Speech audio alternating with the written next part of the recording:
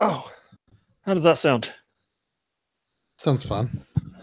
Okay, good. I don't know if you can even see how far back I'm leaned. At some point during the show, you're going to continue sliding downward, and you're just going to be laying halfway I flat. kept thinking that at my desk today, but it never happened. So, Oh, okay. So you've done a trial run. dude, I've been sitting at my desk like this for 2 days. You're still fading out real bad. Holy cow, man. Yeah, every time you say something, it just distorts. I Dang it. lose. And it I lose the showed first up on the three. it showed up on the What? podcast last week too. Yeah, it was pretty bad last week. That's because you Oh, had that crappy ad open. Close half the crap you're running.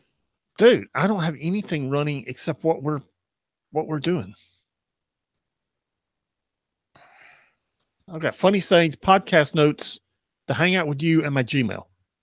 Yeah, that's all too much to be running when you're working Dude, on. that's 4 Windows. Yeah, and your Gmail's constantly pinging the Google servers at peak hours. Okay, hold on.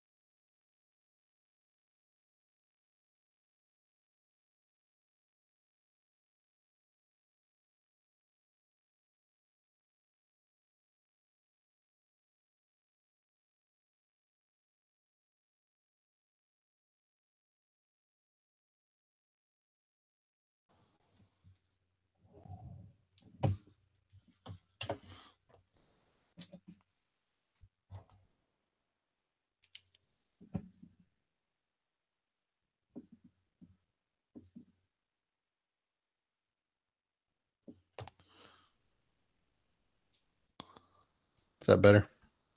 Yeah. Is it? For the moment.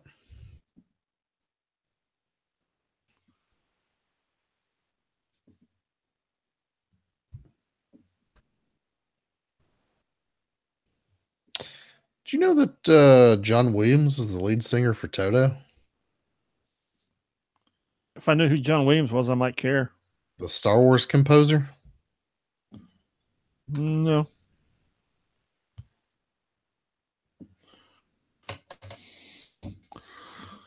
Okay. Let's try it again. Okay. Is it better? Yeah, you sound all right. Okay. It's wanting to do updates again. Well, that's probably going to slow us down probably 10 minutes in. I understand. But I told it to do it in the middle of the night. And then I'm going to shut the computer down and do it when we get through. Okay. I figure we can be Brock Lesnar and whoever that other guy was. Okay.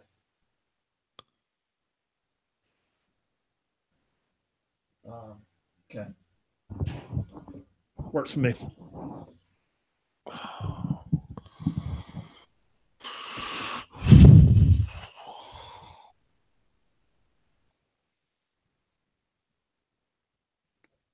All right. You ready? As soon as I get notes. You got notes. I don't have any notes in the sidebar. Oh, well, they're there. No. Yep. They were there. No, I closed them out and came back. Oh, yeah. I guess if you closed it, you can't see the notes that are currently there. There we go. Thank you very much.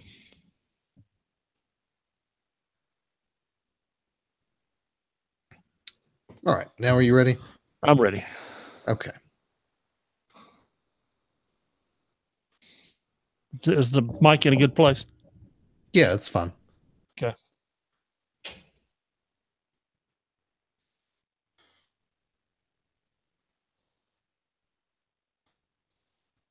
Okay. 3, 2, 1.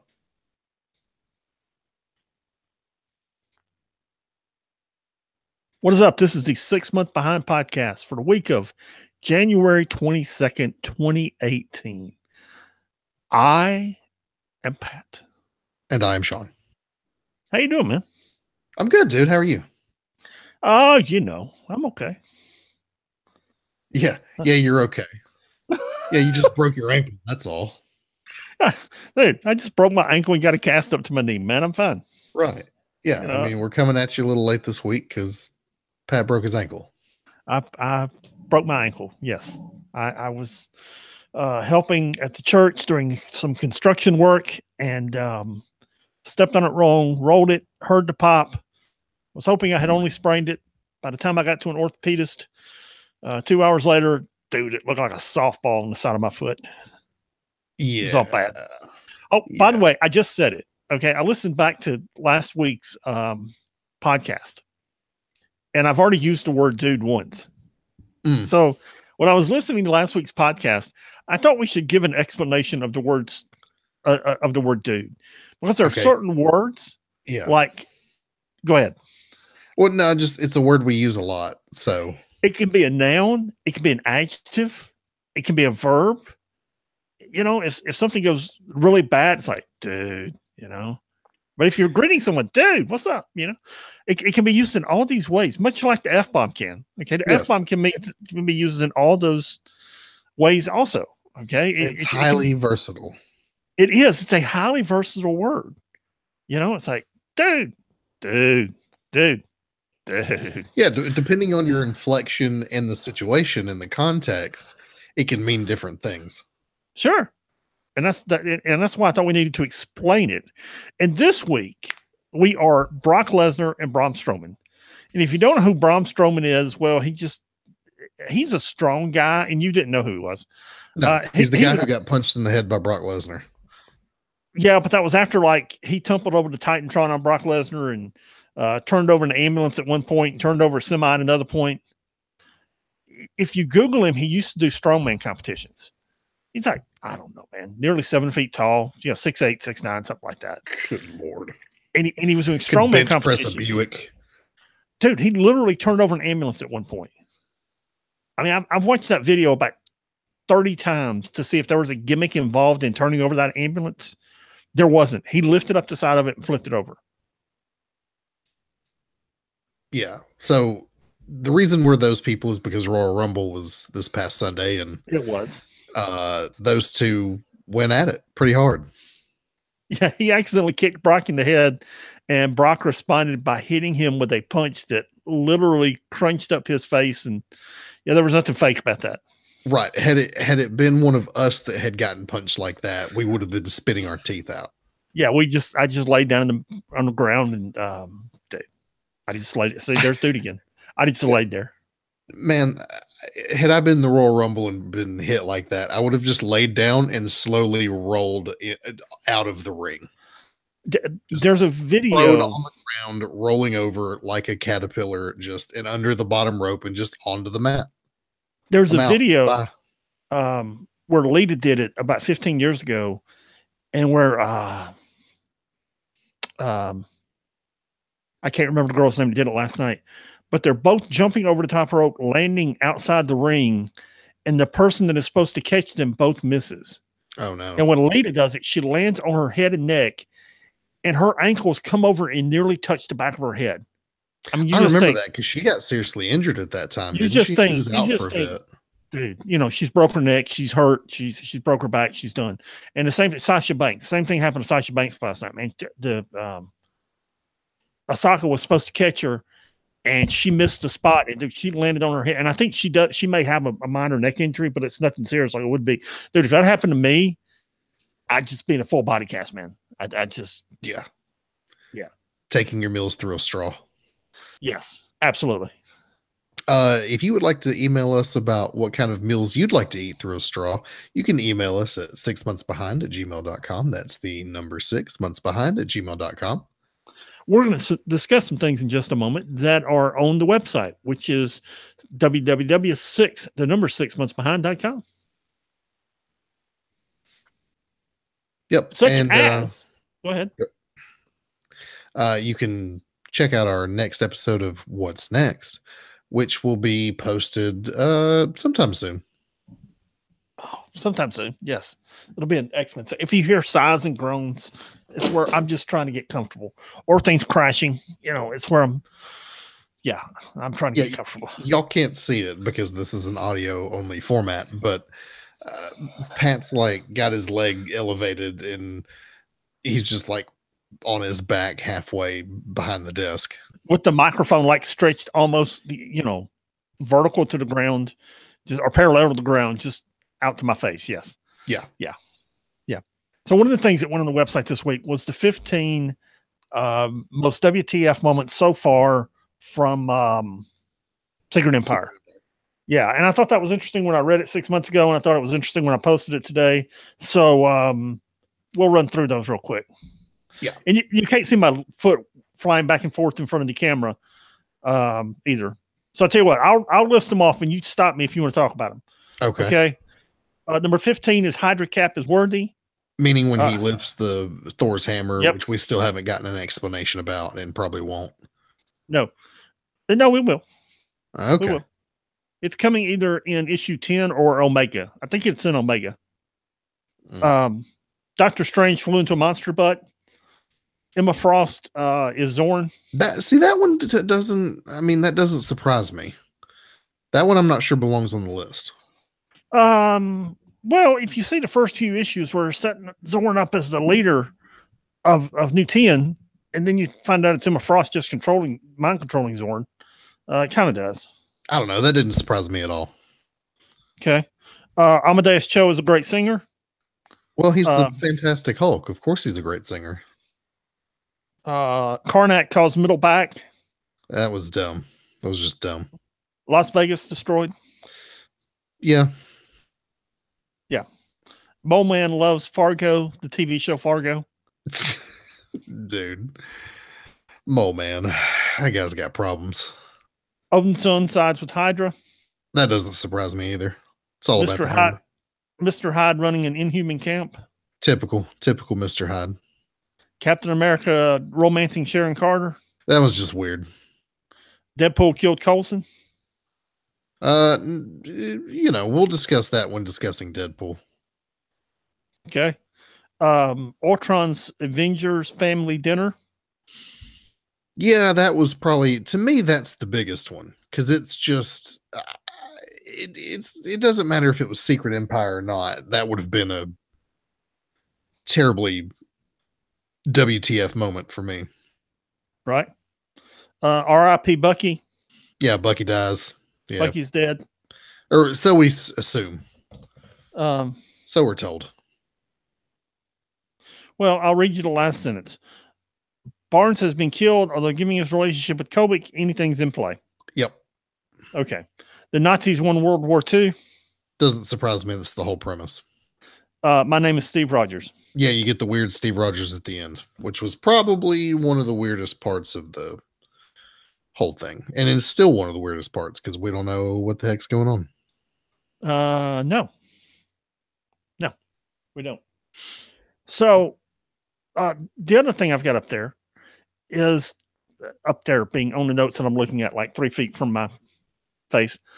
The last What's Next we did was on Planet Hulk, and we discussed where to watch Planet Hulk at the time. And somehow, I don't even know how, man. I was looking at comic book websites, and I came across Comic-Con's website, and it's actually Comic-Con HQ. Okay. There's a link to it on our website. Yeah. Now they have a TV channel. Yeah, they have for a little while. They're starting to build content. Yes. If you go to Amazon, you'll pay $5 a month for it. If you go to Tubular TV in the United States, TUBI-TV in the United States, is that it's free. TUBIT.TV or just TUIBITTV.com? I think it's TUBITV.com. If you just Google TUBI-TV, it comes up. It's got all the old Marvel movies there, like the Planet Hulk cartoon we were looking for. Dude, it's got a ton of content. It's obviously the content that Hulu and Netflix don't have. Yeah, neither of those links work. But come on, man. But there's a lot of content there. There's a whole lot of content there for free. Yeah, you do have to to register. Dude, I just hit it on my phone. It took me straight there.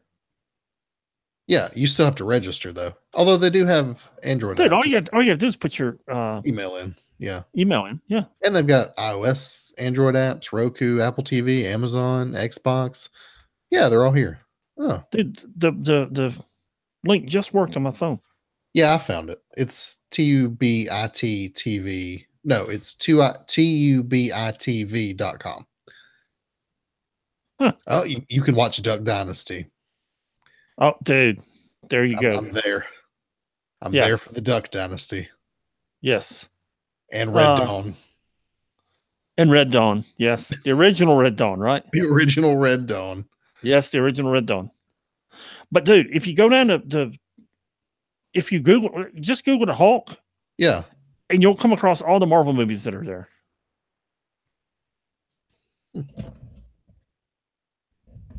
Storage Wars New York, man. Come on. Oh, yeah. It's Planet Hulk, Ultimate Avengers 1 and 2. Yeah, that's it. No, there's more than that. That's all I found. But yeah, actually, you know what? This service might not be awful. Thor, Tales of Asgard, Planet Hulk, Doctor Strange, Invincible, Iron Man, Ultimate Avengers. Stanley Presents Mosaic.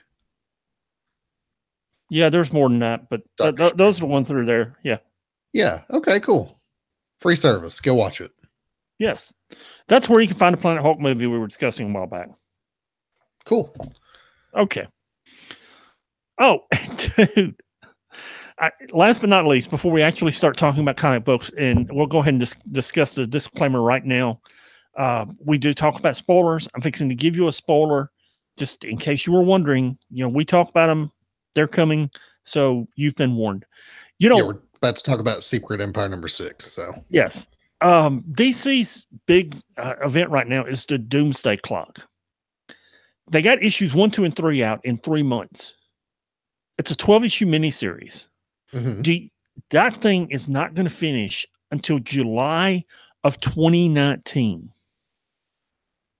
because they're like, it's going to be like 3 or 4 months between issue 3 and 4, and then it's supposed to ship every other month if it ships on time. Is it just shipping delays, or are they doing this intentionally? The gap between 3 and 4 was supposed to be a month, and instead they said it was going to be a few weeks late. Now it's like several months late, I think, or it's going to be several months late, which puts the show ending up, or the book ending up shipping the last date in what is that, 14, 15 months from now? Yeah. I think Marvel's got shipping problems. Dude, that's shipping problems, man. And the thing is, that's their biggest selling book right now. That thing's hot. Yeah. And that's going to cool that temperature down real quick. Yeah, it is. Yeah, it's not going to come out for a month or two if it's on time. And yeah. Uh-oh. House is crumbling at DC. Image is just both Marvel and DC are going to collapse, and Image is going to just reclaim it all. Image is going to rule the world. Yeah. That's funny. You know who's not going to rule the world is Dark Horse. You and I don't talk about indie comics a whole lot, and I guess Dark Horse isn't really indie. They've been around for forever, but since they lost Star Wars and Conan and a bunch of their other properties, they went from like the #3 publisher to like the #9 publisher. Yeah, that doesn't surprise me. Yeah, that's one of those companies that I can see getting acquired or folding up here soon. And when I do the alternate covers, which I'm a week or 2 behind on right now, but I'm going to get caught up shortly. Well, I mean, not like you've been doing anything. I've been stoned on painkillers recently. Yeah, like right now. For the record, Percocet and crutches don't match. Okay, I've graduated to a walker because Percocet and crutches don't match. Just saying. But when I put it together, I look at. Didn't you try to walk on crutches and nearly bust your face? Oh, dude, I nearly busted my face 2 or 3 times. It's not even funny, man. I'm a fat dude with bad shoulders trying to hobble around on crutches on 1 foot on stoned on Percocet, man. How do you think that works out? Yeah. It's all bad, man. But anyway, when I gathered the list to post the weekly shipping stuff, dude, Image ships a bunch of books, man. I mean, they ship 20 or so books a week. I don't know who's buying them. I don't either. Somebody is, but it ain't me or anybody I know. I don't even know what titles they're publishing these days. Nah, me either. They got a Bloodshot book I want to read, but that's about it. I think, are they doing that Providence book with Alan Moore? Is it Image, or this might be somebody else? It might be Boom Studios. I don't know. That's the only indie book that's on my radar at the moment. Yeah. Okay. That brings us to our books, which are Secret Empire #6. Yep. Starting with #6. First of all, awesome cover with Odin's son, Vision, and Scarlet Witch on the cover. Like we've been doing, pardon me. We're just going to go pretty much page by page here. So first page, you've got Red Skull torturing both Steve Rogers and I guess that's Rick Jones. I don't know who any of these people are anymore. I will tell you because I saw it. I actually sat down last week and read issues 6 through 10. And that is Rick Jones, Sam Wilson, and Steve Rogers. Okay, so it is Rick Jones. All right. So apparently the Red Skull remembers who Steve Rogers is, but Steve doesn't remember who Red Skull is. Right, and Sharon Carter. Sharon Carter is the blonde you keep seeing. No, Sharon Carter, I know who she is. No, but she's the blonde that you keep seeing in the void. Oh, really? Okay. The one he put in the river or something. Yeah. Okay. All right. Doctor Strange is doing some stuff in New York under the Dark Force dimension. So is Daredevil, and we get a little blurb here, and we see what the Kingpin's up to. And he kind of explains his strategy here, because Daredevil confronts him thinking he must be smuggling drugs or weapons or something, and it's really just canned goods, and he's trying to help people. And Daredevil basically says, what's your angle here? What are you doing? He says, well, all I'm asking is that people remember who saved them, who provided for them during this dark time. And you and I know where that's going. Yeah. And he walks away singing "The Sun Will Come Out Tomorrow." Yep. Yeah. Meanwhile, Red Skull and Steve are still talking about how Red Skull doesn't remember or Steve Rogers doesn't remember World War II or the Red Skull. Right. Somehow. Then we jump to our, I guess they're the champions, who Nadia is fed up with this Red Room training. She's done. She's leaving. She's had it. Spider-Man tries to convince Natasha Romanoff that, maybe they can reconcile their differences about their methods. There's a mention of the old man again, who we don't know who he is. Yep. Then you get this sequence where it's Steve Rogers monologuing while Vegas is being destroyed, and the other Avengers the underground Avengers are bickering about who could have possibly led them here, led Hydra there to destroy their base. Yeah. And it was Scott Lang. Or no, it wasn't. Yeah, it was Scott Lang, because they'd found his daughter. They found Cassie. Yeah, they found his daughter in Paris. Right.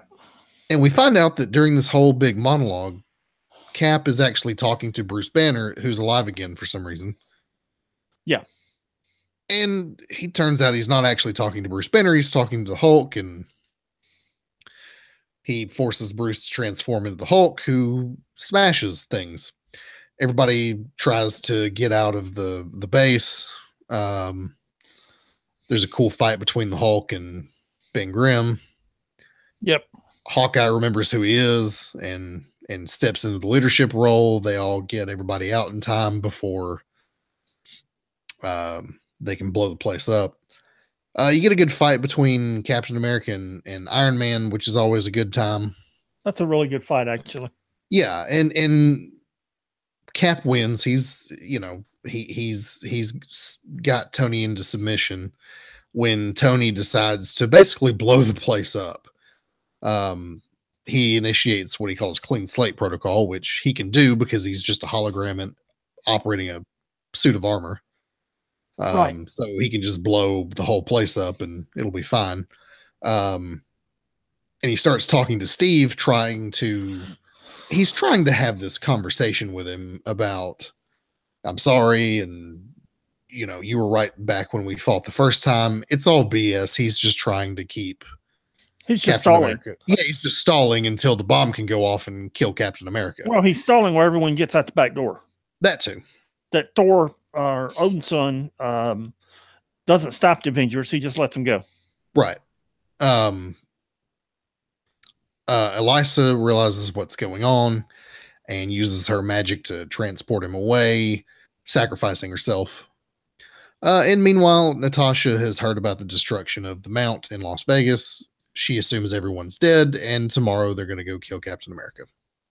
Yeah, tomorrow's when it starts getting good. In issue 7, which came out, will come out next Monday or this week, which you're depending on how you're listening. It's out. Yeah. Let's put it this way. We're coming at you a little late, so by the time you hear the podcast, it's out. Yeah. Yes. So next we have Secret Empire: Brave New World number 4. The first is a Misty Knight solo book where she basically runs into some mutants and Inhumans, and it's okay. It's all right. That sound is my wife bringing me drugs. Yay, drugs. Yes. Then we have a Emma Frost story where she and Sebastian Shaw are going to an opening in Hollywood, a premiere, and it doesn't go well. So Emery just erases everyone's mind and does it again. Right. Which, reminder, Hollywood is now part of New TN.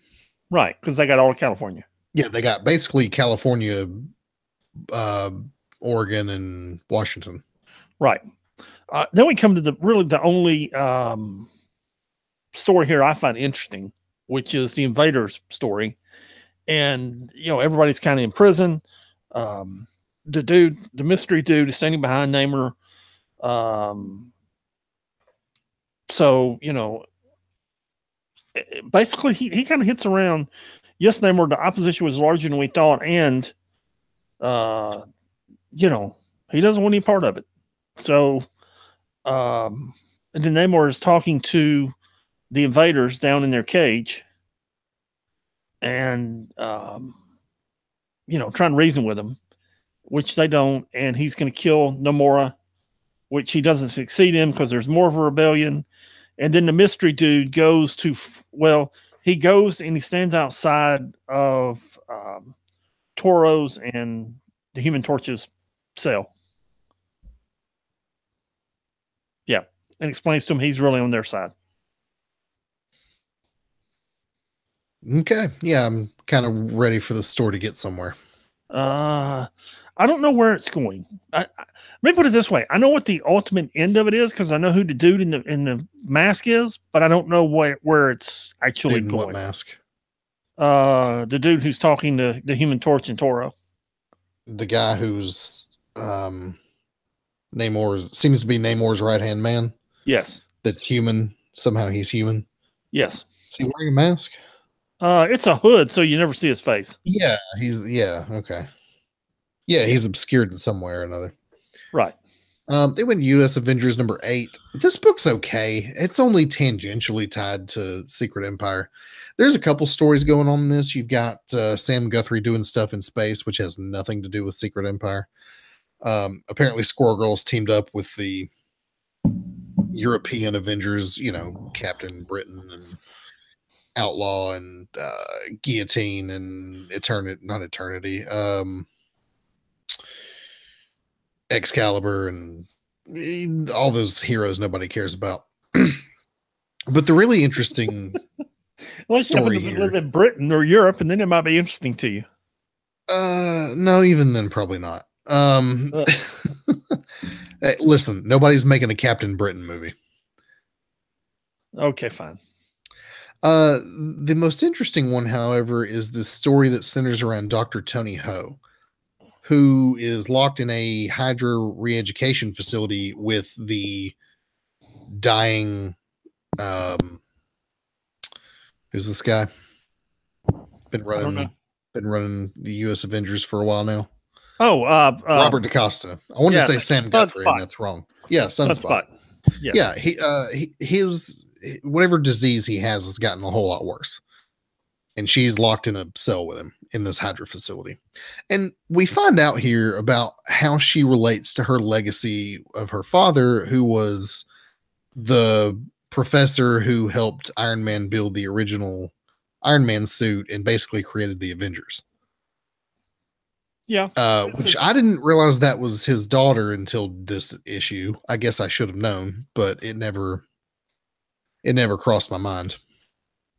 But to her situation right now is very similar to, in her mind, is very similar to the situation her father found himself in. She needs to get Robert DaCosta to be not dying and in control of his powers, and also escape this facility. And it's her basically engineering a way to do that with scraps. Yeah. So not bad, not great. I feel the same way about our first Spider-Man book, which is Renew Your Vows, number 9. Yeah. I mean, I'll be honest with you guys. None of the Spider-Man books were great this week. Spider-Man, Peter Parker, number 2. Spider-Man 2099 kind of put a bow on everything. And this is the last issue of it. But is it? Okay. We'll talk about it in a moment. Anyway, Mary Jane is wearing, she thinks she's wearing the symbiote costume, and she goes to beat some people up, and her husband's following her, and turns out she's going to kill him if he doesn't stop her. And then she gets away from him, and turns out she's also attacked some people on the dock and beat him up really seriously. And he finally goes to confront her. This is actually some good art in this book. It's really good art in this book. Yeah, the art has been really good in this book the whole time. We've talked about that before. I just feel like it's wasted on this series, right? Which is about 10 years too late. And then she, anyway, finally, Mary Jane's will overcomes Venom's, the symbiotes, and they manage to get the costume off. And Liz Allen isn't happy, and she's going to have a showdown with little Normie. Okay. I would probably read this book for the art. Yeah, we've said that before. The art is actually really good. And I feel like this story, because, after Brand New Day, you had this clamoring of Spider-Man fans who just decried everything that they had done with One More Day, and that Spider-Man was finished, and, they're never reading Spider-Man again. And there's still, to this day, people hate Dan Slott's guts because he writes Spider-Man, and he had nothing to do with One More Day, really. But he's the writer of Spider-Man, and it's post Brand New Day, and they don't like it. And so I guess this is a series that Marvel created to placate those fans who want a Spider-Man story where Peter and Mary Jane are still together and they've got the kid, and what would that life look like? But I don't think so. I think it was just, it was one of the Battle Worlds in Secret War.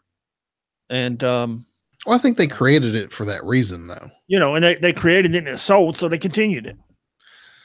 Yeah, I don't know. I feel like it's too little, too late for this sort of thing. Yeah. Then we got Peter Parker, Spectacular Spider-Man, which I still don't understand if this book is canon or not, or if it's in the current timeline, or what it is. But it just seems to be Spider-Man stories. By the way, Adam Kubert's doing the art in this book, and it's actually really good. Spider-Man needs Ironheart's help to decrypt a telephone. Then we have this whole thing where Peter meets his sister, who's not really a sister, and it has something to do with his parents, who are CIA agents. And yeah, you get a whole history lesson on that. Then he has a weird, awkward date with a journalist and gets into a fight with a guy about some coffee in a Starbucks, and turns out Kingpin's scheming. The end. Yeah, there you go. Yeah, it was okay. Spider-Man 2099 was actually pretty good because, as I said, it's the last issue. It's 33 pages. It just wraps up all the storylines. Somehow Miguel has corrected the timeline in the future, so he starts trying to correct the past and the future. The first thing he does is send the 2099 Captain America back to the future. Then he goes to rescue his girlfriend. What's his girlfriend? Tempest. His girlfriend. This is one of the funniest things I've run into in a while. Man Mountain Marco comes out to fight him again, and Miguel O'Hara's just kind of over it. Did you read this? No. So he's like, "Okay, stop, man. How much is he paying you?" And Marco's like, "What? How much is Stone paying you to kill me?" "Well, killing you is optional. All I really got to do is stop you." "Okay, how much is he paying you?" $500,000. "Okay, I'll make it $1 million. Better yet, I'll make it $1.5 million. Put it in your checking account right now if you'll just stop." So he puts half of it in his account, and they're like, "We good? We good. Bump fist. It's over." Problem is, Stone's got one of those chips in him that controls his emotions, and then he goes crazy and starts beating Spider-Man anyway. As he's getting beat, Spider-Man's wondering if he can get his money back. So he finally beats him. Since he and Tempest go to the future, actually he sends Tempest to the future, and he can't go, and everybody lives happily ever after. Hooray. Hooray. So this is over now? Yes, this is over now. Hooray. No, I mean, this series hasn't been bad. It's just like you and I both said, Peter David tends to meander, and at some point around issue 12 or 13, I just lost the plot and never got it back again. He just created so many characters, and the thing became so huge. And it went in so many directions that you just I couldn't keep it all straight in my head. Right. It'd be one of those things where I'd start reading the issue and then I'd be like, wait a minute, did I miss something? And then back up to the last issue and go, okay, how did we get here? And just keep backing up until I'm like, oh yeah, that thing happened. And now we're okay. Yeah. And then there was J. Jonah Jameson, who was head of Alchemex. And yeah, then they were, the Tempest thing. It's like, dude, I don't know. And there was that whole Elektra bit. Yeah, I know. Dude, I was glad to see Spider-Man 2099 do something. I'm glad it made it 25 issues, but let's just put it back on the shelf for a little while. Yep. Next, we have our 2 X-Men books, which are very good. Yes, we have Astonishing X-Men #1, written by Charles Soule. Before you begin, if you're an X-Men fan at all, whether or not you like these characters, issues 5 and 6 hit the stores last week and a couple of months ago, and this is really going somewhere. Okay, this storyline is going somewhere very, very important that will have ramifications, I think, across the entire X-Men universe. So I would really pay close attention to this. Yeah. I mean, it's Astonishing X-Men. The first iteration of Astonishing X-Men was that Joss Whedon run.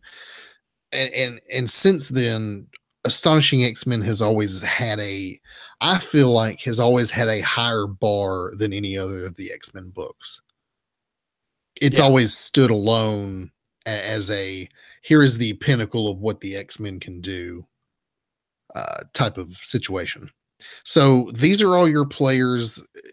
You're introduced in the book to all these different characters again, but your major players in this book are Old Man Logan, Psylocke, Mystique, Rogue, Angel, Bishop, Phantom X, and Gambit. Thank you. I was like Remy LeBeau, and I couldn't think of his mutant name. So something's happening to all the psychics in the world. Some weird stuff's going on, and a number of them have had issues, but in this particular issue, Psylocke kind of goes crazy and she starts destroying some building in a large metropolitan area. A number of the X-Men team up to stop her, along with Phantom X, who is, I don't know what he's doing. Last I saw, he was doing some weird computer stuff, and now he's doing this. Yeah. Apparently he and Gambit have been pulling off heists. As near as I can tell, Gambit somehow owes him money, and he's working it off. He's working it off somehow. I don't even know.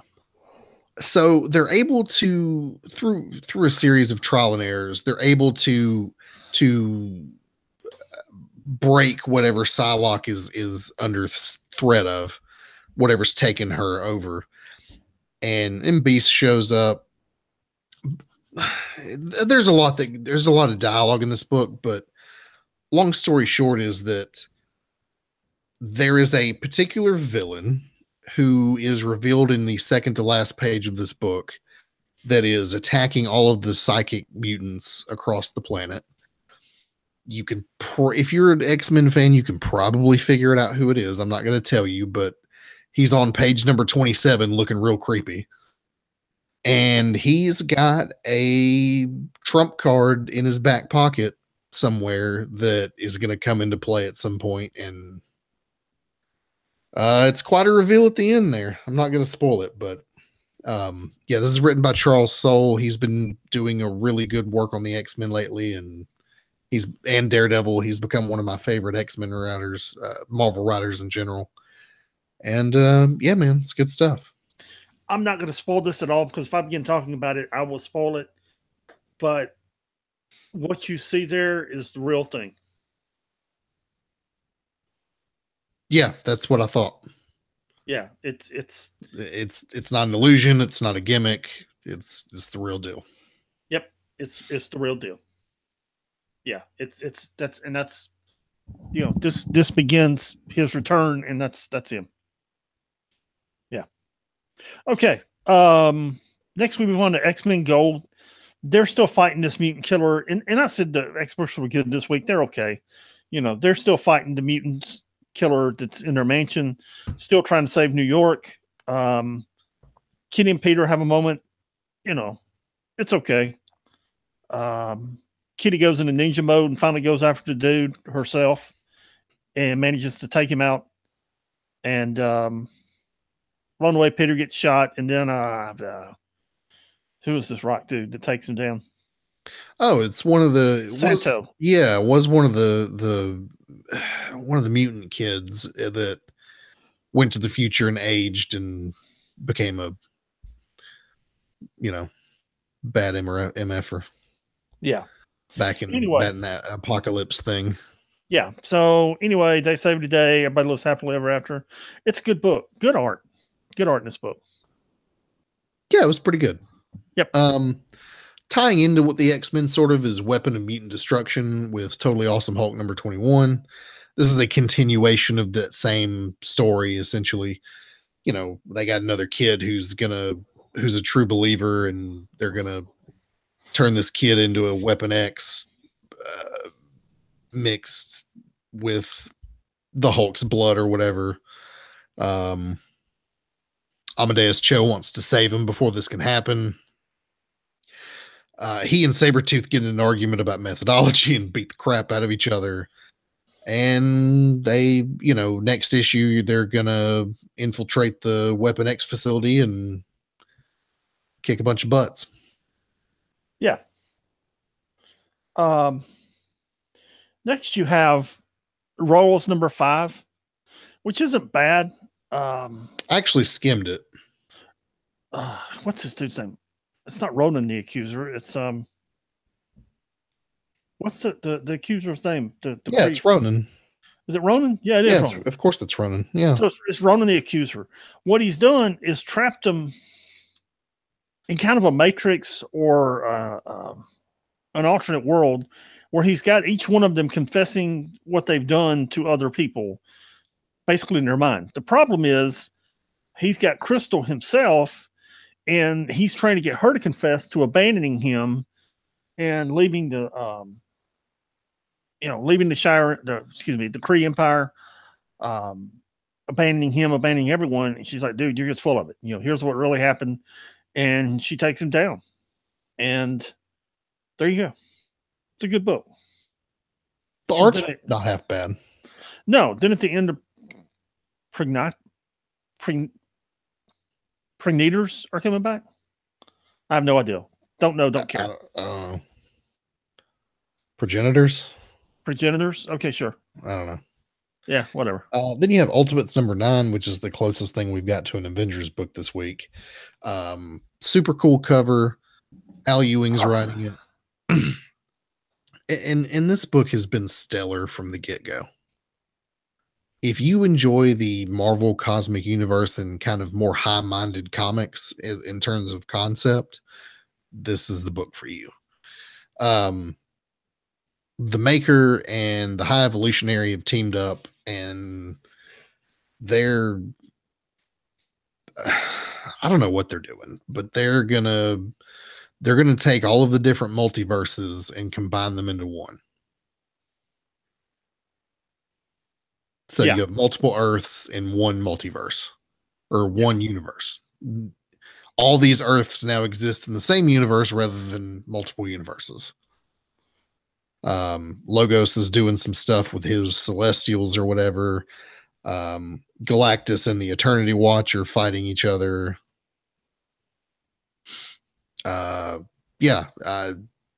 Black Panther's fighting a tiger god. Yeah, a lot going on here. And what happens on the last page? In combining all of these universes back together, the original Ultimates show up. Yes.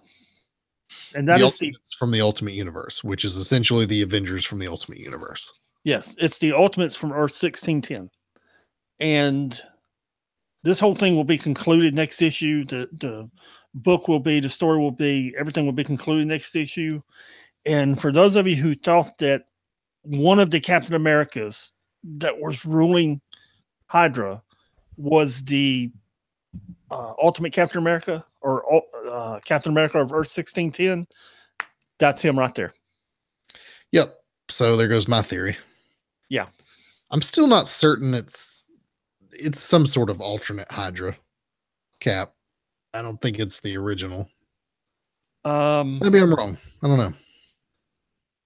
We can have a discussion about it. We'll figure it out at the end of Secret Empire. We'll discuss it next week. Secret Empire number 7 comes out next week. We'll be reviewing it. We'll discuss it then. Okay. Okay. Next, we have all new Guardians of the Galaxy number 5, 6, something. 6. Yeah, I don't care. But it's not a bad book. And what's happened is at some point in time, what this is obviously leading up to is the Infinity Gem crossover that's coming next spring and summer. And they're talking about the Infinity Gems. And at one point or another, most of these characters have been trapped in the Soul Gem, especially Gamora and Drax. And Gamora explains to her that one of the reasons she's mad is part of her soul is still in the Soul Gem. Not mad as in angry, but mad as in crazy. Is part of her soul is still in the Soul Gem. So they try to reason with her. She beats up Peter Quill. This space empire called the Raptors board their ship and they're after something, and turns out they're after a skeleton. Gamora winds up with half of it. They wind up with half of it, and turns out the skeleton is wearing a set of Negabands. So there you go. For those who don't know, Negabands are what Quasar uses on Earth right now. It's what Captain Marvel used for years when he and Rick Jones traded places in those Captain Marvel books that came out a couple of weeks ago. Those are the Negabands. They're incredibly powerful weapon in the Marvel universe. Yeah, very powerful cosmic artifact. Yes. Speaking of, are you watching Agents of S.H.I.E.L.D. this season? I'm behind, man. I am too, because it just isn't holding my interest. Here's the thing. I make time for shows that hold my interest. Yeah. I think I told you on the way home, I've started watching Queen of the South. And I'm like almost through the first season, almost through all 13 episodes, because it's holding my interest. I want to see what happens next. I want to see how these characters evolve. I want to see what happens. Kind of get this Breaking Bad vibe to it. And you want to see where everybody's going. And it's holding my interest. And every time I cut S.H.I.E.L.D. on to try and get caught up, I'm like, okay, yeah, you're on the space station. You're stuck. Earth is destroyed. Okay. What are you doing about it? Okay. I don't care about all these other people. I don't care about Cassius. I don't care about all these Kree. I don't care about their scheming. There's the weird. Yeah, come on, dude. Like, go somewhere. Yeah. I'm just not into it, man. And it's not this, like, the concept of the story, it doesn't bother me. The idea of them being in space and the Earth has been destroyed and all that, I think is an interesting concept. It's just, it's dragging its feet getting anywhere. We're 10 or 12 episodes in and essentially nothing has happened. Yeah. Fitz showed up and we got to see how that happened, which was the most recent episode that was even interesting. And they often talk about the Marvel shows on Netflix and that they have a pacing problem. Other than season 1, they had S.H.I.E.L.D. had a problem in season 1. Other than season, but it was because of Captain America: Civil War, right? So their pace was dictated by what the Marvel universe was doing because they were tying into the Marvel universe at large, cinematic universe. Mhm. In this case, there's no reason for the pacing to be screwed up, and it's just boring. Yeah, it's just dull. And I hate that because I really like this show. And I feel like it's about to get canceled. And I don't know. And, you know, being that Inhumans got canceled and it was supposed to tie into that, but now that's not happening. Dude, I don't know. You know, I read or watched I just rewatched Legend again because Mike doesn't have Hulu. So we've spent the last couple of weeks watching it at lunch every day. The 8 episodes that are not Legend, Legion. I'm sorry, Legion. Okay, I was trying to figure out what you were talking about. Legend was a show with Sean Bean that lasted on TNT for 2 seasons. Oh, okay. Legion, which is streaming on Hulu. And dude, that show's so good. I mean, I want to go back and watch it again because the second season starts soon. And the pacing's good. The characters are good. I mean, they took a little known nobody character and just built a whole TV show around him. And somehow, a villain that nobody ever cared about or was even really all that interesting. And then they've turned into an entity that is more frightening than any villain I can think of. Yeah, I mean, dude, when this started, nobody knew who David Haller, Legion, or the Shadow King were. Nobody. And now now everybody does. I did briefly, or just a little bit, just because I've read X-Men comic books for a long time. Right. But even then, you know, it was a little while before I figured out who the villain was. Well, they eventually tell you in episode 4 or 5 or 6. Sure, but people were starting to speculate as early as episode 1 that it might be the Shadow King. And, you know, I was like, I don't know. But anyway, America number 5. So the story here is America Chavez gets together with her best friend Kate Bishop, and they go on a spring break style road trip to go meet one of America's ex-girlfriends, who turns out to be a double-crossing agent and somehow captures her for the government or something. This book is not bad, but it's not for me. The themes and the style of writing that it explores are just not, it's not intended for me. It is not aimed at me. It is aimed directly at gay young adult women. And that's fine. The book is fine. It's just not for me, and that doesn't make it bad, but I don't care for this book. Yeah, I'm with you. And, you know, the book is also a little weird. Like, I kind of don't understand what's going on. This is the issue that has made the most sense. And I understand that the reason for that is because it's not aimed at me, and I'm not supposed to understand what the heck they're talking about or identify with it in any way because I'm not a 23-year-old gay woman. So there. I mean, you know, somebody's loving this book. It won Eisner Awards. So, yeah, you know, somebody's enjoying it. It's just not me because it's not a book for me. And guess what, everybody? That's okay. That means I don't have to buy it. You don't have to send death threats to the writer and the artist and threaten to blow up their homes or anything? No, I don't feel the need to do that. You don't need to attack them on Twitter? No. Okay. No, I don't have to do that. Because that's what everyone does to the writers of the books they don't like. Yeah, I don't, you know, that I don't have to do that. Believe it or not, you don't have to do that. You can just not buy the book or not read it and pretend it's not there if you really feel that way. Yeah. But know that somebody's enjoying it and it's winning Eisner Awards. So, hooray. There you go. Daredevil 24. This is kind of a regroup issue because Matt. It's a straight up episode of Law and Order. Yes, because Matt lost in the in the local court. He's about to take it to the state district court, and everybody's going to take it to the Supreme Court. Well, but right now it goes to the state district court first, and Legal and the Kingpin are talking about what happens when it goes there, and if it goes to the Supreme Court. And Legal says it's never going to happen, and the Kingpin's like, dude, you don't know Matt Murdock. You haven't been around Matt Murdock long enough.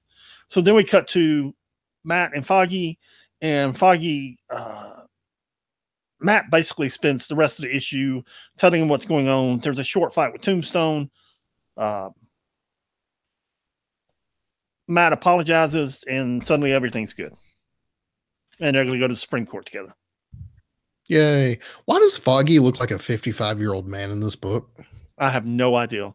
I mean, I know he's coming off chemo and cancer. I don't understand what it's. I don't know. He looks 30 years older than he's supposed to be. Yes. Yeah. Yeah. Yeah. So in this issue of Deadpool kills the Marvel Universe again, number 2, it's the Spider-Verse issue. And in this issue, Deadpool kills all the Spider people. Well, that's Spider-Woman, Spider-Man, Spider-Gwen, Yep. Spider-Ham. He lets Jessica Drew's baby live. Oh, but he kills the porcupine, and he kills Jessica Drew. Yeah, the porcupine. Oh, yeah, the porcupine. Okay. Oh, just leave the baby orphaned. Okay. Yeah. Fortunately, Jessica Drew picks him up, and we see all this in Deadpool's head, and in Deadpool's head, it makes perfect sense.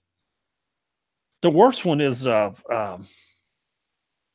Miles Morales, who he decapitates. Ugh. Yeah, I didn't read this, so. Yeah. Yeah. There you go. Man. He kills the Spider-Verse in this issue. There you go. All righty.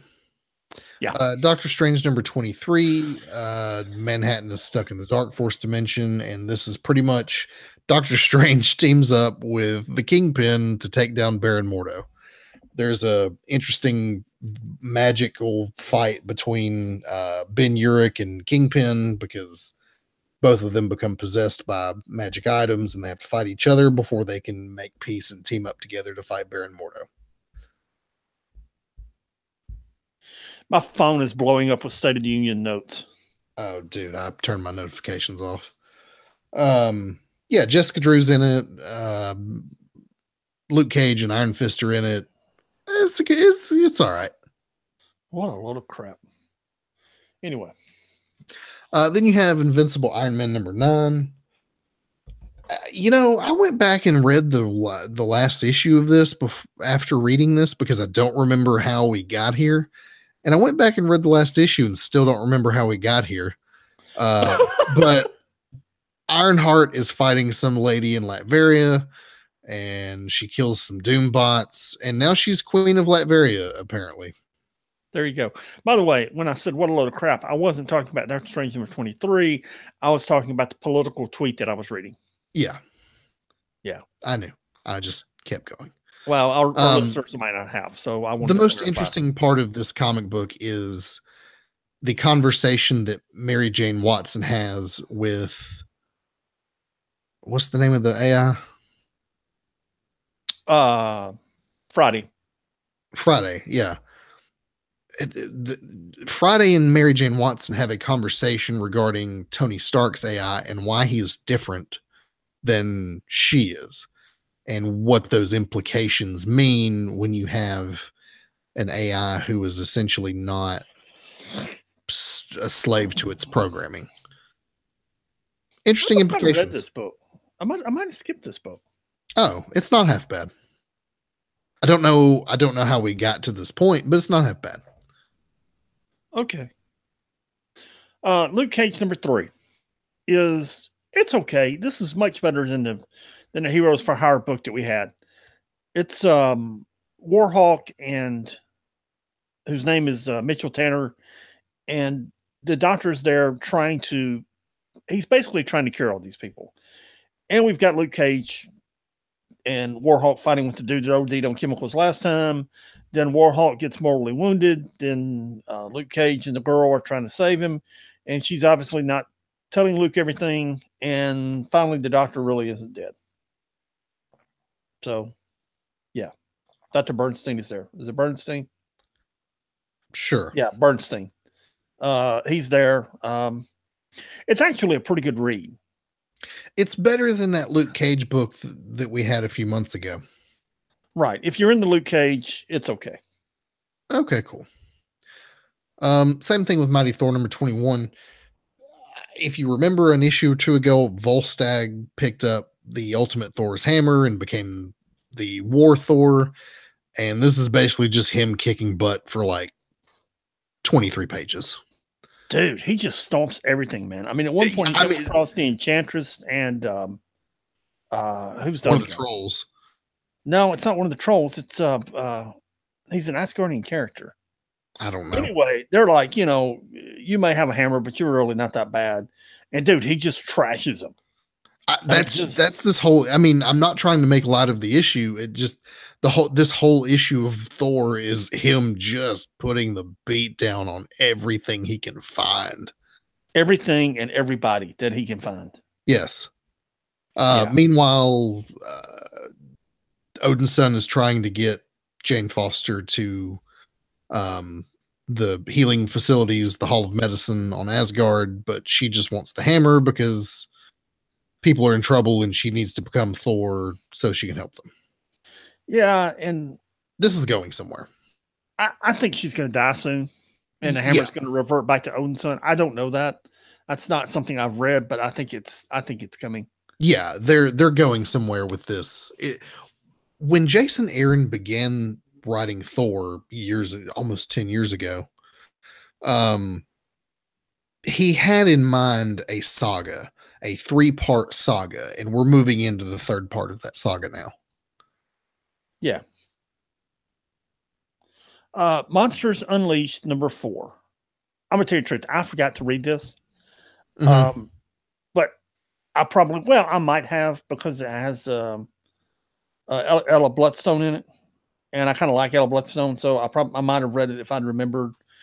But they're still fighting the monsters, and that group of super intelligent guys is still trying to fight them. So there you go. Yeah, it's okay. I mean, it's not great. It's not terrible. It's just My understanding is that from looking at the solicitations, it's still going on, and I guess somebody's enjoying it. I guess somebody likes it, man. That's all I can say. Yeah.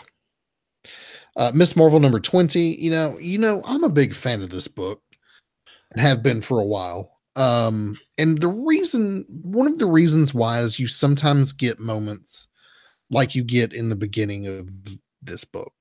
Did you read this? About half of it. So her brother, Miss Marvel, Kamala Khan's brother, is detained at the end of last issue. And in the beginning of this issue, he's being interrogated by police. And he's basically telling them, look, I understand what this looks like. I know why I'm here. But you fundamentally do not understand the mistake that you're making. That, you've targeted someone like me when in fact you need to be after someone who doesn't look like me at all. That the ones who are really being radicalized are these people and for these reasons. And he lays out here exactly what the process of radicalization is like for many of young Muslim men. It's a point of poignancy within a comic book that I think this series continuously nails. Yeah, it's good. But at the end, they're not looking for him because he's from Pakistan. They're looking for him because he might have superpowers. He might have superpowers, and he exhibited them once. Right. And this monologue really serves to its real purpose is to put these things out there from the writer's perspective. This is the writer's voice here. This is G. Willow Wilson's voice speaking in the first 4 pages of this.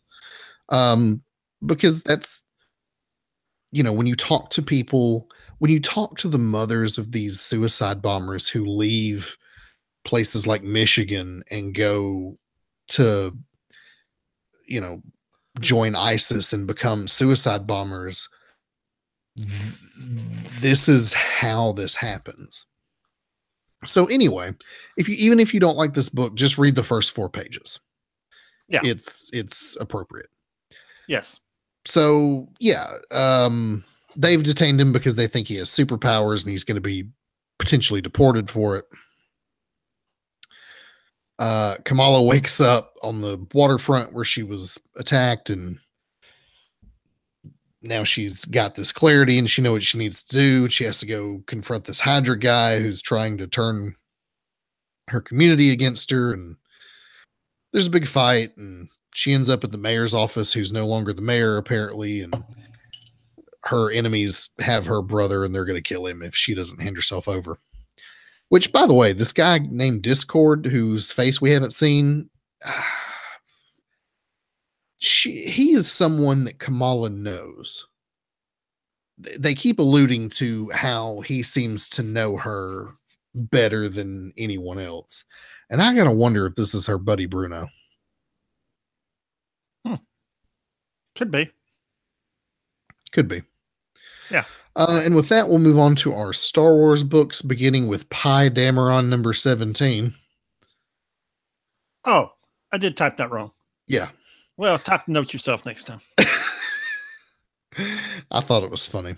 I may have been stoned on Lore Tab when I did it, so you're lucky. Yeah, that's the only thing I got wrong. Yeah, it's not the only thing you got wrong. Anyway, back at the Resistance headquarters, you got this journalist lady who we saw a couple issues ago who's cleaning bathrooms. She decides that, or General Organa has decided that she needs to serve a higher purpose in this resistance, and assigns her to Black Squadron, who's going to go after their buddy Audi Mulva, who sold them out to the First Order. So that's what's going on there. And then in Dark Maul number 4 or 5, the crux of this issue, this is actually, I think, the last issue in the series. It's Darth Maul versus the Jedi Padawan that he stole from this lady who, there's some Cad Bane doing Cad Bane stuff. Guess what? He kills the Jedi and he's real happy with himself about it. There you go. Yeah. Next issue is let's see. Yeah, Mace Windu. We get a Mace Windu book next. I'll look forward to that. Yeah, it should be all right. We'll find out how Mace Windu is actually Supreme Leader Snoke. Dude, so many people are mad that they just buried that storyline. That was never the storyline. Never in a million years was Mace Windu going to turn out to be Supreme Leader Snoke. There is not about spoilers. Star Wars has been out like 6 weeks, so you've had long enough to see the movie. Yeah. If you're listening to this podcast, you saw Star Wars. Listen, there is not any universe in the vast multiverse where Mace Windu was Supreme Leader Snoke. There is not. Okay. Anyway, what was your favorite book this week? It's a real toss up. There's Astonishing X-Men number 1. You got Secret Empire number 6, and Ultimates number 9. Astonishing X-Men is good. The art's good. The writing's good. And you those last 4 pages, really, it's a toss up, man. Between Astonishing X-Men number 1 and Ultimates number 9. Yeah.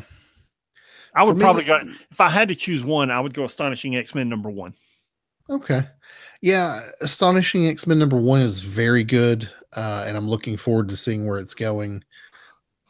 Daredevil number 24 is really good. I also enjoyed Miss Marvel number 20, but Ultimates number 9 is going to be my favorite because the implications of it are just, when I finished reading it, I was just like, what the heck? The thing to do, and I've had the luxury of doing this, is when number 10 comes out, read number 10, then go back and read 1 through 10. Okay. And it's such a good read, man. I mean, it's just pick a rainy afternoon where you got nothing to do for 2 or 3 hours and sit down and read 1 through 10 in order. It's great, man. It's great.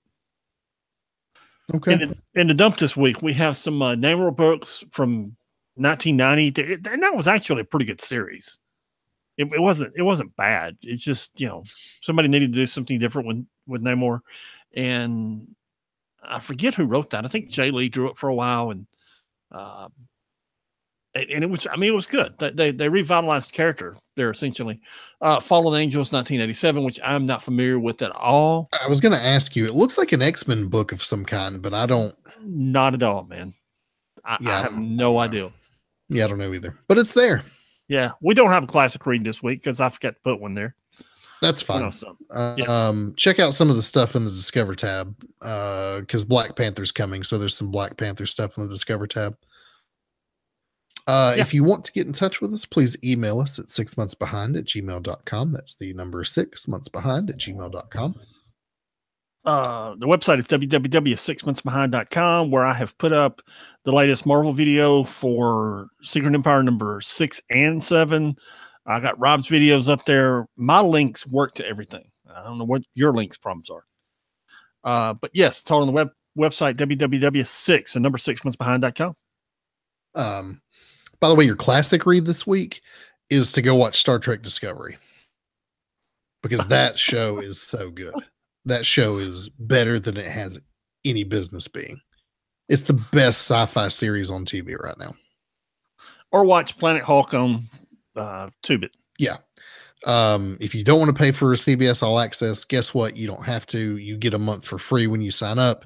And right now you can binge all the episodes. So is the season over?